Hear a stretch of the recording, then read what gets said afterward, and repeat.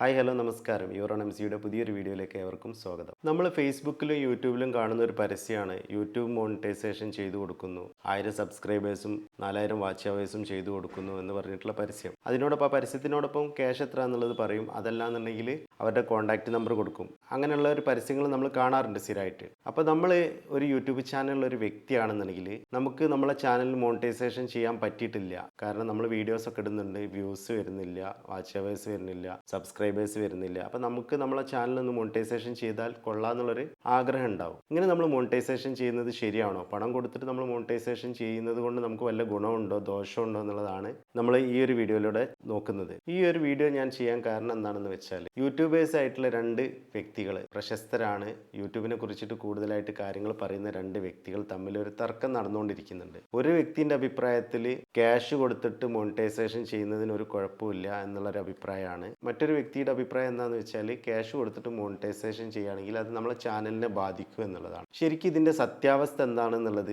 ഇവരെ തർക്കം കാണുമ്പോൾ, ഇവർ യൂട്യൂബിനെ കുറിച്ച് കൂടുതലായിട്ട് അറിയുന്ന ആളുകളാണ്. ഞാൻ ഏറെ വീഡിയോകൾ അവരത് കാണുന്നതാണ്. ഞാൻ യൂട്യൂബിനെ കുറിച്ച് കൂടുതലായിട്ട് പഠിക്കുന്നത് തന്നെ ഇവരുടെയൊക്കെ വീഡിയോകൾ കണ്ടിട്ടാണ്. അപ്പോൾ ഇവരിങ്ങനെ പറയുന്നത് കാണുമ്പോൾ നമുക്ക് സ്വാഭാവികമായിട്ടൊരു സംശയം വരും. ഇതെന്താ ഇങ്ങനെ പറയുന്നത്?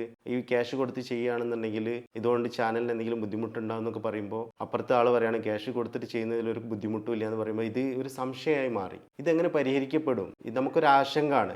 ആരാണ് ഇതിന് കൃത്യമായിട്ടുള്ളൊരു ഓപ്ഷൻ പറയുന്നത് എന്നുള്ളത് അവരെന്നെ ഇതിന് കൃത്യമായിട്ട് കാര്യങ്ങൾ പറഞ്ഞു തരുന്നുണ്ട്. ഇതുകൊണ്ടുള്ള പിഴവുകൾ, കുഴപ്പങ്ങൾ ഒരാൾ പറയുന്നുണ്ട്. അതേപോലെ തന്നെ അതുകൊണ്ട് ദോഷമൊന്നുമില്ല എന്നുള്ളത് മറ്റേ ആളും പറയുന്നുണ്ട്. അപ്പോൾ ഇങ്ങനെ കാണുമ്പോൾ നമുക്ക് സംശയമാണ്. അപ്പോൾ ഈ ഒരു ഗുണമുണ്ടോ ദോഷമുണ്ടോ, ശരിയാണോ തെറ്റാണോ എന്നുള്ളതാണ് നമ്മൾ ഈ വീഡിയോയിലൂടെ ഞാൻ എൻ്റേതായിട്ടുള്ളൊരു അഭിപ്രായത്തിലൂടെ പറയാൻ ശ്രമിക്കുന്നത്. വിഷയത്തിലേക്ക് വരുന്നതിന് മുൻപായിട്ട് എനിക്ക് നിങ്ങളോട് പറയാനുള്ളത്, അഭ്യർത്ഥിക്കാനുള്ളത് എന്താണെന്ന് വെച്ചാൽ, ഞാൻ ഈ ഒരു യൂട്യൂബ് ചാനൽ തുടങ്ങുന്ന സമയത്ത് ഒരു മൾട്ടി ലെവൽ മാർക്കറ്റിംഗ് കമ്പനിയുടെ വീഡിയോസൊക്കെ ചെയ്തിട്ടായിരുന്നു തുടങ്ങിയിരുന്നത്. അത് വോയിസ് ഓവറൊക്കെ ചെയ്തിട്ടാണ് തുടങ്ങിയത്. ആ സമയത്ത് ഒരു 3 മാസം കൊണ്ട് തന്നെ എൻ്റെ മോണിറ്റൈസേഷൻ ക്രൈറ്റീരിയ ആയിട്ടുള്ള 1000 സബ്സ്ക്രൈബേഴ്സും 4000 വാച്ച് അവേഴ്സും കംപ്ലീറ്റ് ആയതായിരുന്നു. പിന്നീട് ഞാൻ വീഡിയോ ഇടാതായി. അതുകൊണ്ട് തന്നെ ആ മോണിറ്റൈസേഷൻ കട്ടായി.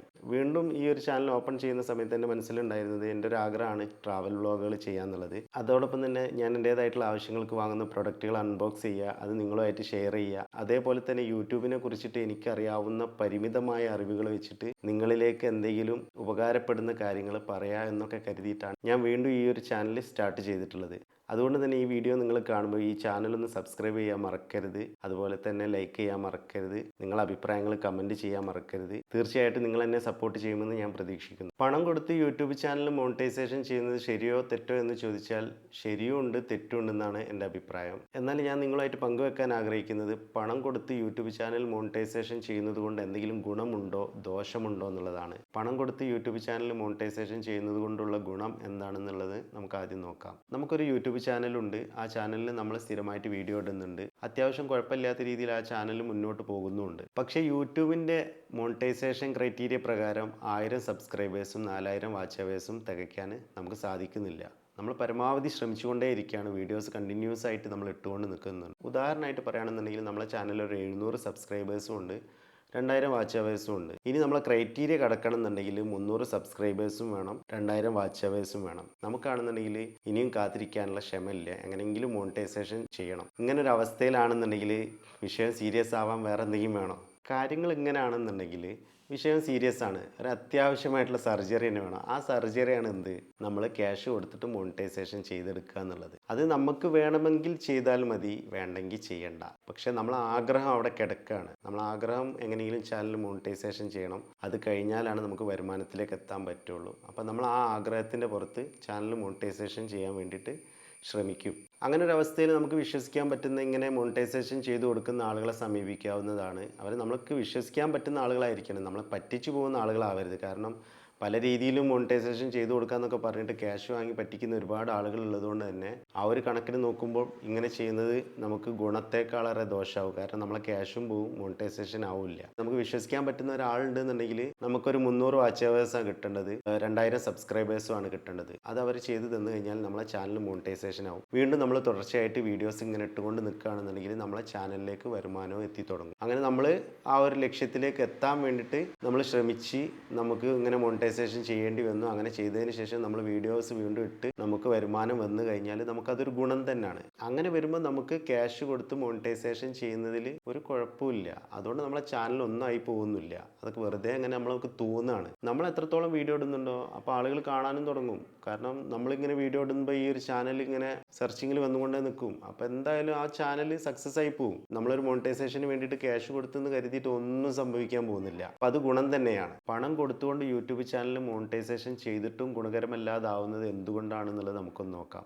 ഉദാഹരണമായിട്ട് പറയുകയാണെന്നുണ്ടെങ്കിൽ നമ്മളൊരു യൂട്യൂബ് ചാനൽ തുടങ്ങി 4-5 വീഡിയോ ഒക്കെ എടുത്ത് യൂട്യൂബിലിട്ട് അതിനുശേഷം നമ്മൾ തോന്നുമ്പോൾ ഒക്കെ ഇങ്ങനെ വീഡിയോസ് എപ്പോഴെങ്കിലുമൊക്കെ എടുത്തിടുന്നു.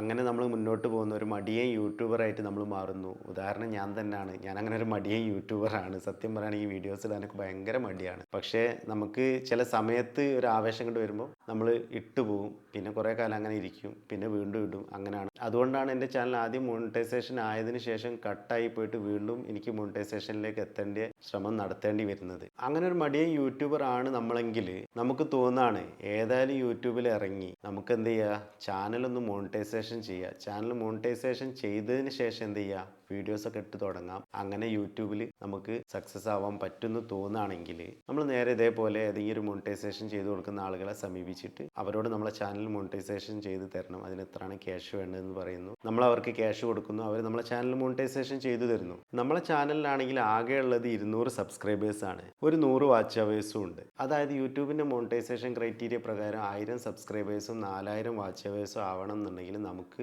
ഇനിയും 800 സബ്സ്ക്രൈബേഴ്സും 3900 വാച്ച് അവേഴ്സും വേണം. ഇങ്ങനെയുള്ള ഒരു യൂട്യൂബ് ചാനലിൻ്റെ ഉടമയാണ് നമ്മളെന്നുണ്ടെങ്കിൽ നമ്മൾ ചാനൽ ഒരിക്കലും പണം കൊടുത്ത് മോണിറ്റൈസേഷൻ ചെയ്യാൻ ശ്രമിക്കരുത്. അത് വലിയ മണ്ടത്തരായിരിക്കും. കാരണം നമ്മൾ പണം കൊടുത്ത് വാങ്ങിയിട്ടുള്ള ഈ 800 സബ്സ്ക്രൈബേഴ്സും പിന്നീട് നമ്മളെ ചാനലിൽ വീഡിയോ കാണാൻ വരുന്നില്ല. അവർക്ക് പണം കൊടുത്തെങ്കിൽ മാത്രമുള്ള അവർ വീഡിയോ കാണുന്നുള്ളൂ. അല്ലാതെ നമ്മളെ ചാനൽ കാണേണ്ട ആവശ്യം അവർക്കില്ല. അതുകൊണ്ട് ആ 800 സബ്സ്ക്രൈബേഴ്സ് ഡെഡാണ്. അവർ ഉള്ളതും ഇല്ലാത്തതും കണക്കാണ്.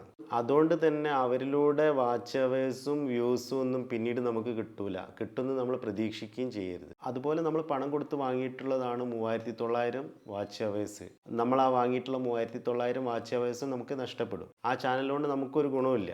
അതായത് നമ്മൾ പണം കൊടുത്ത് യൂട്യൂബ് ചാനൽ മോണിറ്റൈസേഷൻ ചെയ്തതിന് ശേഷം മടിയനായതുകൊണ്ട് നമ്മൾ പിന്നീട് വീഡിയോസ് ഇടുന്നില്ല. നമുക്ക് വീഡിയോസ് ഇടാൻ താല്പര്യമില്ല. ഞാൻ എന്നെ തന്നെ ഉദാഹരണമായിട്ട് പറയാം. ഞാൻ അങ്ങനെയാണ്. നമ്മളിങ്ങനെ മടി പിടിച്ചിട്ട് നമ്മൾ യൂട്യൂബ് ചാനൽ മോണിറ്റൈസേഷൻ ആയിട്ടുണ്ടല്ലോ, അപ്പോൾ ഇനിയുള്ള ആ ഒരു 5-6 വീഡിയോയിൽ അങ്ങനെ വ്യൂസും വാച്ച് അവേഴ്സും വരും, സബ്സ്ക്രൈബേഴ്സ് വരും എന്ന് വിചാരിച്ച് നമ്മൾ കാത്തു കുത്തിരിക്കും. അങ്ങനെ 365 ദിവസം കടന്നു പോയി കഴിഞ്ഞാണെങ്കിൽ ഈ വന്നിട്ടുള്ള മോണിറ്റൈസേഷൻ അവിടെ കട്ടാവും. നമ്മൾക്ക് പിന്നീടാണെങ്കിൽ മോണിറ്റൈസേഷന് വേണ്ടിയിട്ടുള്ള വാച്ച് അവേഴ്സോ പിന്നെ സബ്സ്ക്രൈബേഴ്സ് ഓൾറെഡി ഉണ്ടാവും. കാരണം അത് ഡെഡായി കിടക്കുന്നതാണെങ്കിലും സബ്സ്ക്രൈബേഴ്സ് എന്ന് പറഞ്ഞിട്ട് അവിടെ ഉണ്ടാവും. പക്ഷേ വാച്ച് അവേഴ്സ് ഇല്ലാത്തതിനെ കൊണ്ട് മോണിറ്റൈസേഷൻ കട്ടായി പോകും. ഇതാണ് നമ്മൾ ഈ വീഡിയോസ് ചെയ്യാത്ത ആളുകൾ ചാനൽ മോണിറ്റൈസേഷൻ ചെയ്ത് കഴിഞ്ഞാലുള്ള അവസ്ഥ. പണം കൊടുത്തുകൊണ്ട് നമ്മൾ യൂട്യൂബ് ചാനൽ മോണിറ്റൈസേഷൻ ചെയ്ത് കഴിഞ്ഞാൽ നമുക്ക് ഗുണകരമല്ലാതാവുന്നതും അത് ഒരു തെറ്റായ കാര്യമായിട്ട് മാറുന്നതും അങ്ങനെയാണ്. അല്ലാതെ നമുക്കിതിൽ വലിയ നഷ്ടമൊന്നും വരാനില്ല. കാരണം ചാനൽ നഷ്ടപ്പെട്ടൊന്നും പോകുന്നില്ല. ചാനൽ അവിടെ ഉണ്ടാവും, മോണിറ്റൈസേഷൻ ഉണ്ടാവില്ല എന്നുള്ളൂ. അതുപോലെ പണം വാങ്ങിയിട്ട് ഇങ്ങനെ മോണിറ്റൈസേഷൻ ചെയ്ത് കൊടുക്കുന്ന ആളുകളുണ്ടെങ്കിൽ അവർ ചെയ്യുന്നത് വലിയ കുറ്റമൊന്നുമല്ല. അതൊരു മോശമായിട്ടുള്ള കാര്യമല്ല.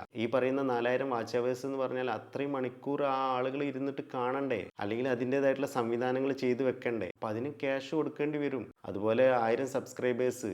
ഇനി ഇവർ ചെയ്യുന്നത് മോശമാണെന്ന് വല്ല അഭിപ്രായം ആർക്കെങ്കിലും ഉണ്ടെങ്കിൽ അവരോട് എനിക്ക് പറയാനുള്ളത് എന്താണെന്ന് വെച്ചാൽ യൂട്യൂബ് തന്നെ ഗൂഗിൾ ആഡ്സിലൂടെ നമുക്ക് എന്ത് ചെയ്യുന്നുണ്ട്, വ്യൂസ് തരുന്നുണ്ട്. നമ്മളൊരു വീഡിയോക്ക് നമ്മൾ പേയ്മെൻറ്റ് നൽകിയാൽ മതി. ഗൂഗിൾ ആഡ്സിലൂടെ പോയിട്ട് നമ്മൾ പേയ്മെൻറ്റ് നൽകി കഴിഞ്ഞാൽ ആ വീഡിയോ എത്ര ആളുകളിലേക്ക് എത്തിക്കണം എന്നുണ്ടെങ്കിൽ യൂട്യൂബിന് നമ്മൾ അതിനുള്ള ക്യാഷ് കൊടുക്കുക. യൂട്യൂബ് അത്രയും ആളുകളിലേക്ക് അത് എത്തിക്കും. അവിടെ നമുക്ക് വ്യൂസ് കിട്ടുന്നുണ്ട്, അവിടെ വാച്ച് അവേഴ്സും കിട്ടുന്നുണ്ട്. നമ്മളെ ചാനലിലേക്ക് അതിലൂടെ സബ്സ്ക്രൈബേഴ്സും വരാൻ സാധ്യതയുണ്ട്. അതന്നെയല്ലേ മറ്റവരും ചെയ്യുന്നത്. അവർ നേരിട്ട് നമ്മളോട് ക്യാഷ് വാങ്ങിയിട്ട് നമുക്ക് മോണിറ്റൈസേഷൻ ക്രൈറ്റീരിയ പൂർത്തീകരിച്ച് തരുന്നുണ്ട്. അതുപോലെ തന്നെ യൂട്യൂബും ചെയ്തു തരുന്നുണ്ട്. അതിൽ വലിയ വ്യത്യാസമൊന്നും ഉണ്ടെന്ന് എനിക്ക് തോന്നുന്നില്ല. സത്യസന്ധമായി പ്രവർത്തിച്ച് യൂട്യൂബ് ചാനലുകൾ മോണിറ്റൈസേഷൻ ചെയ്തു കൊടുക്കുന്ന ആളുകൾ നമ്മളെ പരിചയത്തിലുണ്ടെങ്കിൽ അവരെ കൊണ്ട് തന്നെ നമ്മളെ ചാനലുകൾ മോണിറ്റൈസേഷൻ ചെയ്യാൻ വേണ്ടി ശ്രമിക്കുക. ഫേക്കായിട്ടുള്ള ആളുകളിലേക്ക് നമ്മൾ ചെല്ലാതിരിക്കുക. കാരണം നമ്മളെ ചാനലും നഷ്ടപ്പെടും, നമ്മളെ ക്യാഷും നഷ്ടപ്പെടും. അത്തരം കാര്യങ്ങൾ നമ്മൾ കൂടുതൽ ആലോചിച്ചിട്ട് ചിന്തിച്ചിട്ട് ചെയ്യണം. അതുകൊണ്ടായിരിക്കാം പണം കൊടുത്ത് യൂട്യൂബ് ചാനലുകൾ മോണിറ്റൈസേഷൻ ചെയ്യുന്നത് നല്ലതല്ല എന്നുള്ളത് പറയാൻ കാരണം. ഇതെൻ്റെ ഒരു അഭിപ്രായമാണ്. നിങ്ങൾക്ക് ചിലപ്പോൾ ഈ ഒരു അഭിപ്രായത്തോട് യോജിപ്പുണ്ടാകാൻ മതിയാകും, ചിലപ്പോൾ വിയോജിപ്പായിരിക്കാൻ മതിയാകും. എന്തായിരുന്നാലും ആശയപരമായിട്ടുള്ള സംവാദങ്ങൾ നല്ലതാണ്. അതൊരു തർക്കത്തിലേക്ക് പോവുകയും ആ വീഡിയോസ് കാണുന്ന ആളുകൾക്ക് അതിനാൽ ഒരു ആശയക്കുഴപ്പം ഉണ്ടാവുകയാണെന്നുണ്ടെങ്കിൽ അതൊരു വലിയ തെറ്റ് തന്നെയാണ്. അതുകൊണ്ട് എനിക്ക് പറയാനുള്ളത്, ഇങ്ങനെ ആശയക്കുഴപ്പം ഉണ്ടാക്കുന്ന വീഡിയോകൾ ചെയ്യുന്ന ഈ രണ്ട് യൂട്യൂബേഴ്സും ഞങ്ങൾക്കിടയിൽ, അതായത് ഈ യൂട്യൂബിലേക്ക് കടന്നു വരുന്ന പുതിയ ആളുകൾക്കിടയിൽ, ഇതിനെപ്പറ്റി അറിയാത്ത ആളുകൾക്കിടയിൽ ആശയക്കുഴപ്പമുണ്ടാകുന്ന രീതിയിൽ നിങ്ങൾ വീഡിയോസ് ചെയ്യരുത്. നിങ്ങൾ യൂട്യൂബിനെ പറ്റി നമുക്ക് നൽകുന്ന അറിവുകൾ വളരെ നല്ല കാര്യങ്ങളാണ്. അതിലൂടെ ഒരുപാട് ആളുകൾ രക്ഷപ്പെട്ടു പോയിട്ടുണ്ട്.